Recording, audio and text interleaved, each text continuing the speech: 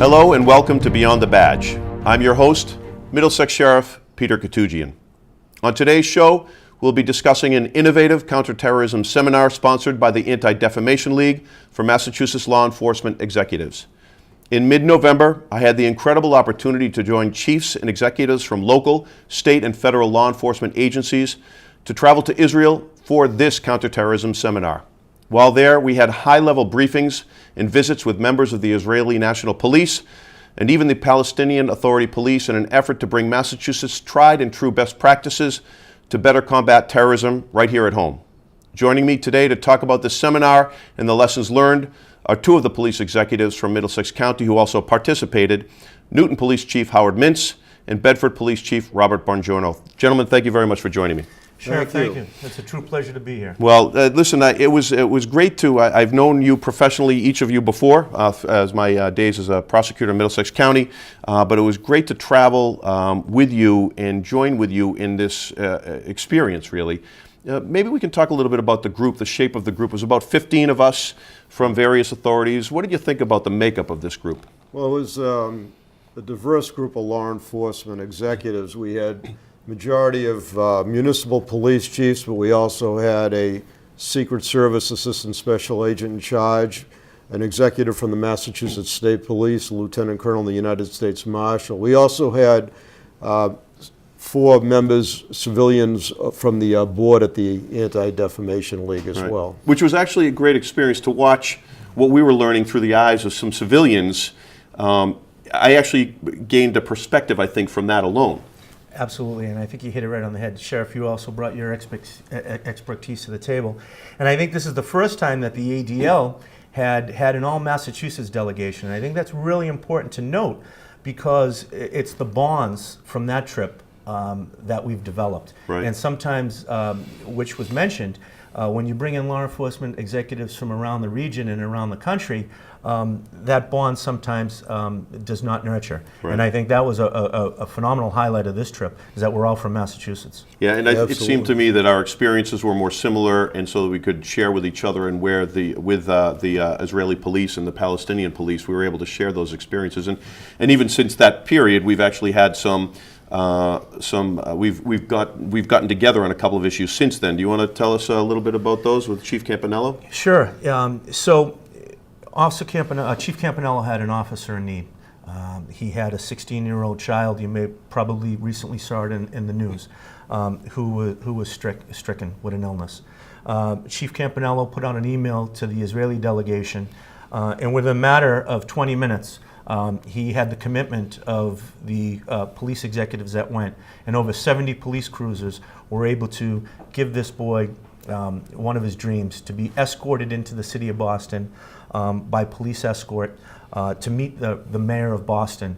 And Chief Campanello sent out an email that was heartwarming, and how gratified the family was. And that was a result, that was one example of that networking capability that we had on the trip.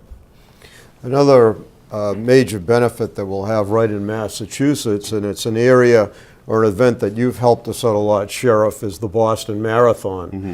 We all know what happened in Watertown.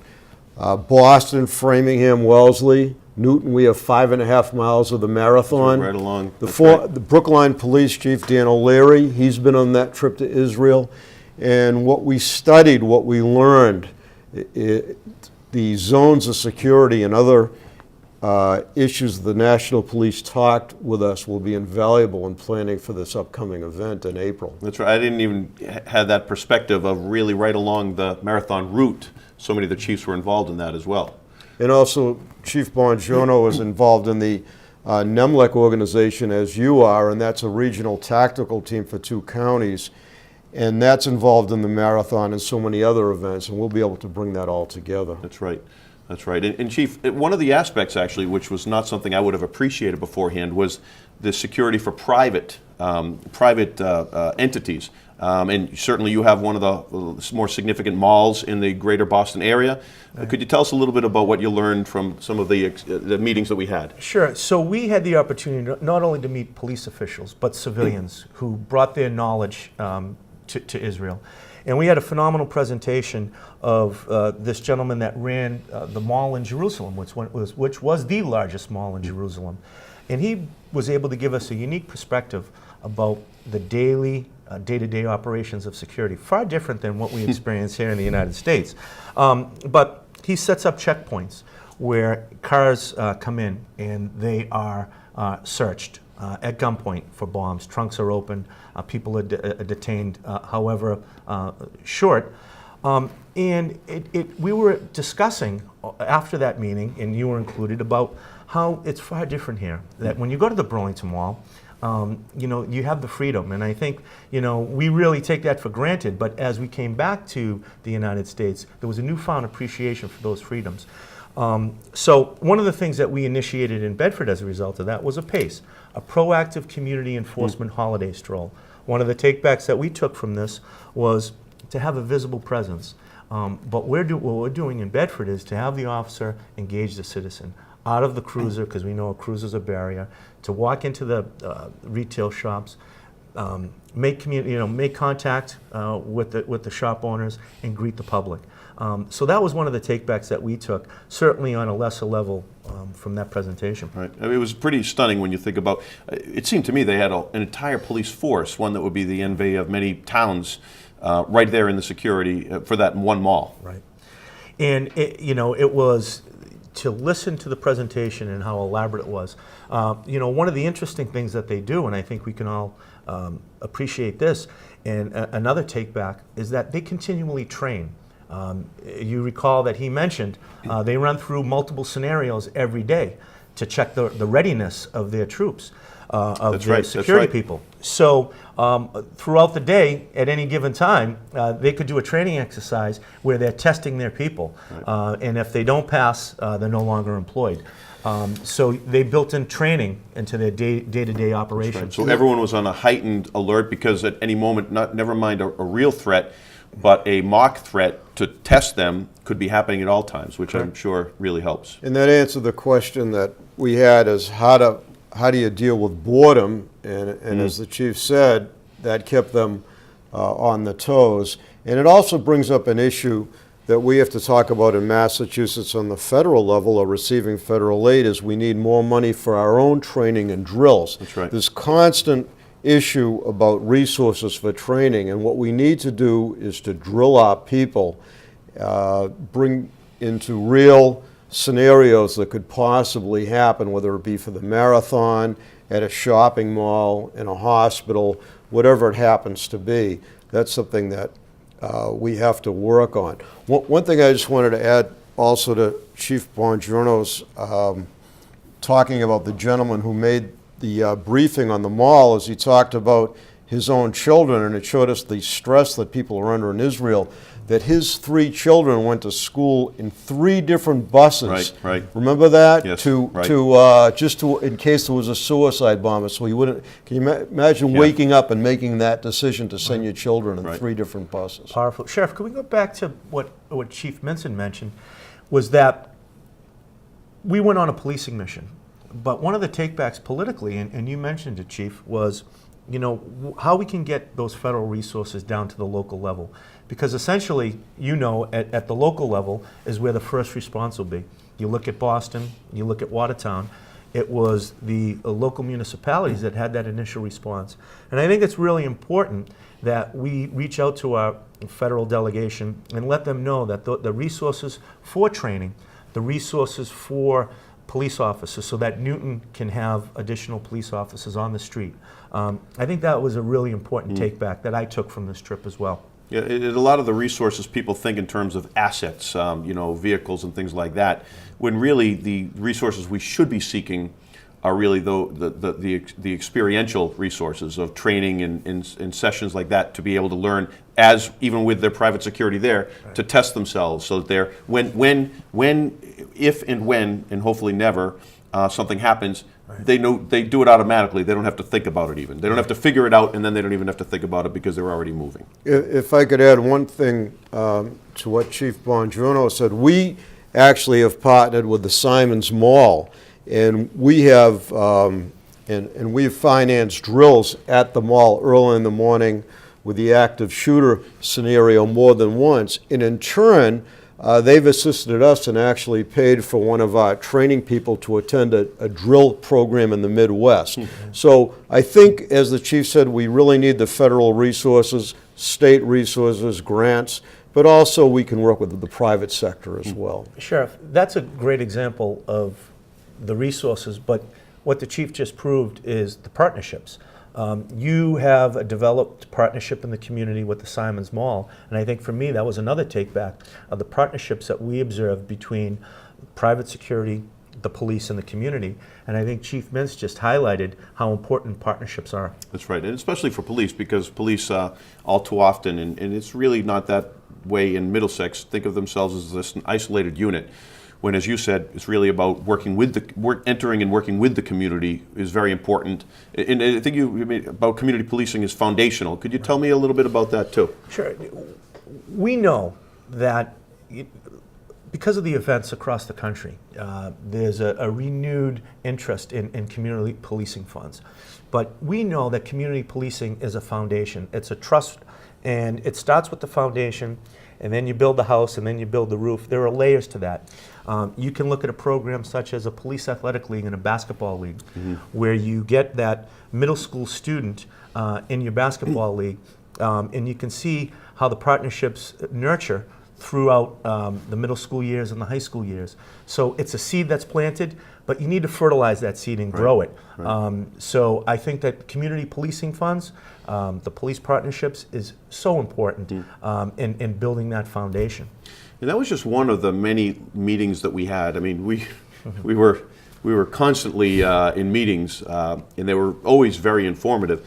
And I recall that they were very high level. In fact, Chief Mazie from Everett had somehow related to a family member of his that had actually grown up in Framingham, had gone to over to Israel to the police over there, right, and actually took a look at our list of our speakers and presenters and said they were extremely high level. How did you find the presenters and the level that we had access to?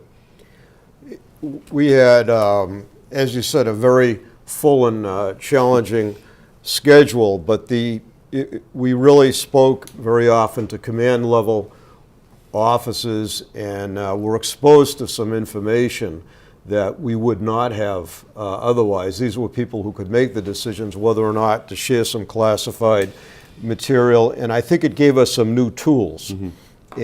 I certainly have a better, I'm going to make some suggestions about how, or at least and implement it in my own department, about how we deal with a marathon, for example. Malls at the holiday, we're certainly going to make some minor changes there.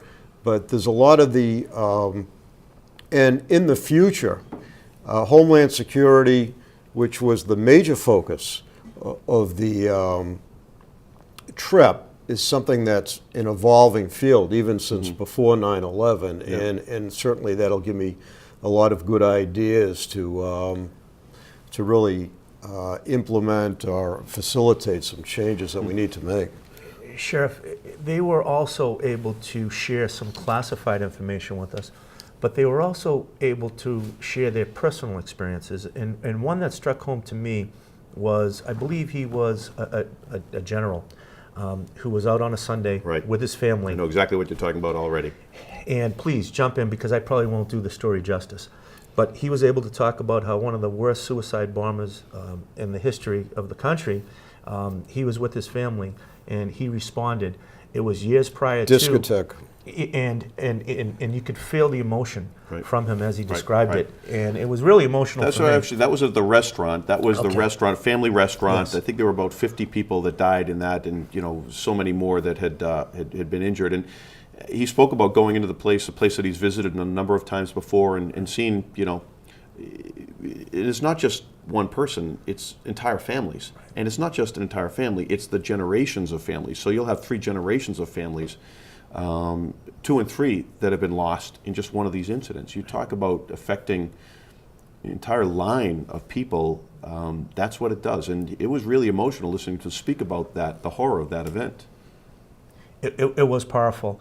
And that is something that we were able to experience we did have, as I mentioned, that classified briefing and the information that was unprecedented, but we were also able to humanize it with some real true life stories that these officials had gone through. Even the woman that had been in the bus. Yes. And if you recall, that story was Sergeant Major Ronit. Yes, right, Ronit, and she actually, there was a threat that morning about the intelligence. That's what we're speaking about. The intelligence was out there. There was a potential for someone to be out there.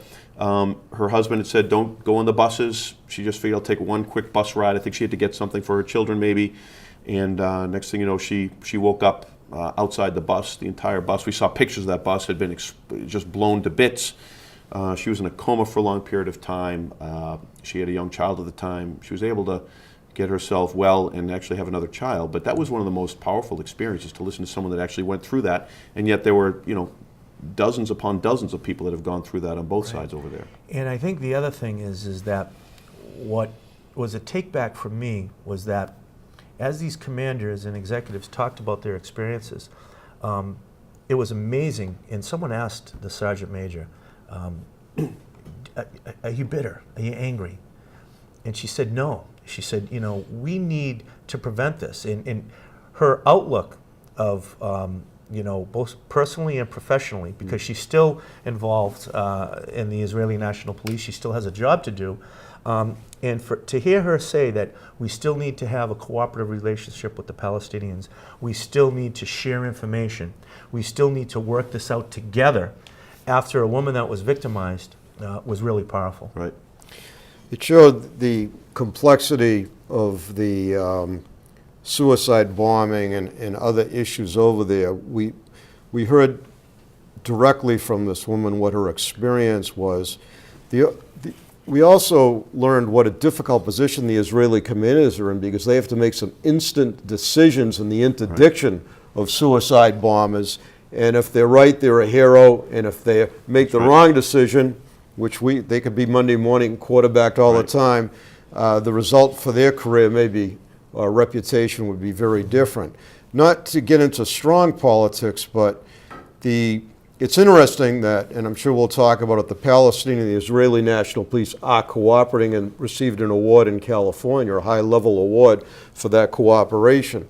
But one of the things that we did witness, as much as it's not a attractive, or it's probably an ugly part of the landscape, but it has stopped the suicide bombings, and sometimes law enforcement has to take some extreme measures that do not look pretty, which is the wall between the Palestinian lands and Israel. And unfortunately, it symbolizes the threat, but it is actually suicide bombings have stopped. Yeah. Not all violence has, for sure. We see that in the paper, but suicide bombings have stopped. And I think you mentioned a great point, Sheriff and Chief Mintz. Can we talk about the first time that this group went on an ADL-sponsored trip? We actually had the opportunity to embed with the Palestinian police. For me, that was one of the highlights. Of Right the in the trip. West Bank. Yep. Right in the West Bank. Yes, absolutely. That was a pretty amazing Remember the experience. armored bus? I do remember the armored bus. And Sheriff, I think one of the questions that you may have asked was, what are the challenges that you're facing in policing? Because we wanted to relate the challenges that they were having and to see if there was any common denominator factor in the United States. And the commander said, resources. He said, we are challenged for retainment of police officers. The pay is low. We're challenged with the recruitment and training. We're challenged with equipment. We don't have radios. We don't have handcuffs. We don't have guns. And at the conclusion of that, you saw the executives in the room have a realization that the Palestinian police were facing some of the same challenges that we face over here. Mm-hmm. Training, MPTC funding, retention and recruitment of officers. So there was a bond that was shared with the Palestinian police, because even 6,000 miles away, they were facing some of the same challenges that we were facing here. That's right. And also in the same way, the cooperation levels were pretty high. With the Israeli police and the Palestinian police, the level of cooperation, and even a significant amount of monies. Remember, we had that dinner in a restaurant where we had a whole bunch of a whole group of people from Israel came in, including some Palestinians. But they had a gentleman that was there that was a friend of John Marshall, our U.S. Marshal, John Gibbons, our U.S. Marshal, Yep. Right. that was over there for the U.S. government to train Palestinian Authority police and to give them resources and training, actually something they really needed badly. And that was highlighted, and it was unprecedented that we had access to the Palestinians. And one of the common themes that I took back was that the Israeli National Police, the executives, really see that there has to be a high level of cooperation. And we continually ask questions of the executives. Is that level of cooperation real, or is it a facade? And they all said it was real, that there was real information sharing, high-level information sharing, and unprecedented cooperation between the two. You know, what was also interesting I didn't think about it until I was over there, was we were first there, one of the first things we learned was that the way that terror was being brought up throughout Israel had changed. Instead of it being the one person that will carry a vest with explosives on it, it's now the lone wolf terrorists. And that was something that they couldn't really detect as well, and yet was an example. The day that we left, or the day after we left, was another example of a slaughter of I think 4 or 5 people in a synagogue that very day. Right. And I think you're absolutely correct. There was this frustration that we felt from the police executives that there was no amount of preparation or intelligence that could prevent a lone wolf attack. And to hear them describe in detail the frustration levels, because many times they had information sharing on suicide bombers, they had information on groups, they were unable to gather the intelligence on a lone wolf, which struck home to us, and that is something that we can take back here, looking at those lone wolf type incidents in the United States. Well, I think that one of the things that the leader of the National Israeli Police highlighted was the problem of what is instigating some of this violence that happened while we were there and when we left. And he talked about the Israel must abide by the agreement that Moshe Dayan did about the Temple Mount. And that was actually in some contrast to what some of the other leaders in Israel said. And what we noticed as we visited the Western Wall, there was a bomb explosives team right there, heavily armed. It seemed like the religious sites that we had the privilege, a lifetime experience to visit, whether it be in Hebron, Bethlehem, or Jerusalem, that's where the tension was. And it seems like one of the things that we learned, I think, are new but actually experienced was police officers, the police culture. One of the great benefits, whether it's on the sheriff's department or municipal offices, is that we can move beyond politics, that we're fellow police officers. And we had that experience, as Chief Bongiorno said, with the Palestinian police, or as you observed, and they seem to be making progress. But that's what it is these religious sites is so much of the tension. Yeah, they were pretty tense. It was at Hebron. We were there. It was the site of a Muslim and Jewish religious site. Tomb of our forefathers, I think it was called. Right. They had the gateway to heaven right there, and that was pretty tense.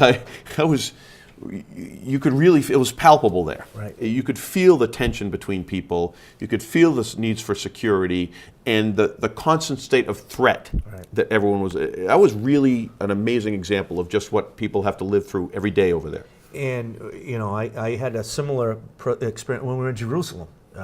During the first day or two, you could feel some tension there. One of the things that was a personal take back for me, and probably a highlight, was we had the opportunity to go into the Armenian Quarter to meet the patriarch. Yes. That, for me, we were treated like royalty of heads of state. We had, I believe in breaking bread cures all evils, right? And not related to that. But, when you have a meal, for you to facilitate that truly was a highlight. most of the police executives had mentioned how powerful that was and what a great experience that was. And this was the first time that had happened on one of these trips. That was bringing the ADL directly into the Armenian quarter. There's the Christian quarter, the Jewish quarter, and the Armenian quarter is one of the quarters, and bringing the ADL in there. And if you recall, when we entered that banquet hall almost with that table lined with so much food, Patriarch was very gracious. But actually, I know that you had a special connection with one of the priests over there, Chief. Could you tell us a little bit about that? We were touring St. James over there with the ADL group in the Armenian quarter. With the tour guide, Father Sam, who really was one of the highlights of my trip. We still communicating via email, and he was just so powerful. He was just so appreciative of having an ADL-sponsored delegation into St. James. But he was so personable, able to make a connection at a personal level that still carried over. That was the highlight of my trip, and having you facilitate the ability to get into the Armenian quarter and to meet the Patriarch. Well, does it have more to do with Father Samuel explaining that you could be forgiven for sins 490 times a day according to the Bible? 496 was 496 according to the Bible. That was a great tape back for me. You said you could do it by email. He'd be glad to forgive you very quickly. My confessions are done via email now. It's fantastic. But that was a wonderful experience. The Patriarch was very gracious. As a matter of fact, the Patriarch is over in this country right now, and I'll be connecting with him soon as well. So that was a great day. What other personal perspectives? And one thing, Howard, you might even speak about when we had that dinner with so many of the people that had formerly spoken during this trip. There was a young man from Newton. That was part of the Israeli military here, but he had actually signed up and was serving over in Israel. He had visited the Holocaust sites in Germany and decided he wanted to take time off from college, and he's a paratrooper for the Israeli military, a young man, Jacob Frisch, from Israel. His picture will be in the media soon, and I've had contact with his father, who's extremely proud of his son. Right, yes.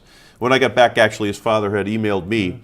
I'm sorry, Mr. Frisch. I realize now, as we're speaking your name, that I have forgotten to write you back. But how touching was it that you go that far away, you meet someone basically from your hometown, just about, and then their dad actually reaches out to you afterwards with a copy of, I think, the photo that his son had taken as well, which was pretty amazing. So I had two more personal experiences. Howard and I had a good working relationship.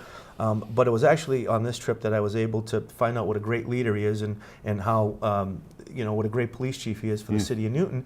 I also found out, Howard, that you're a very finicky eater. So we learned that during the trip. And Peter, we traveled 5,500 miles.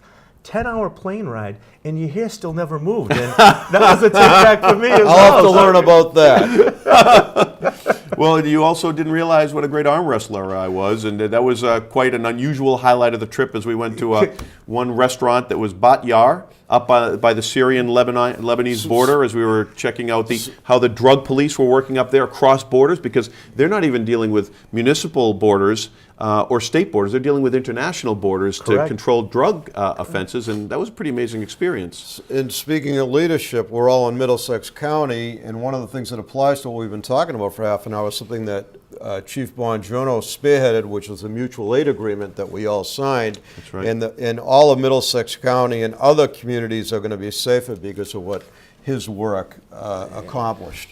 Chief Ryan really spearheaded that. I was just well, you were the go-to man. You were the go-to guy. Can we get back to that arm wrestling? Oh, yes, sure. I think you really you really need to take credit for this, because they picked out the two biggest, strongest guys in the room. And after you beat the marshal, the United States Marshal, yes, who is a mistake right there. College football player, yes, great athlete, great athlete, and you took him down in very quick time. Well, that's all the time we have today. I'd like to thank my two colleagues, Chief Howard Mintz and Chief Robert Bongiorno, for joining me. I hope that you find their insight and this experience valuable. Thanks for watching Beyond the Badge, and until next time, remember, life is full of choices. Please make good ones.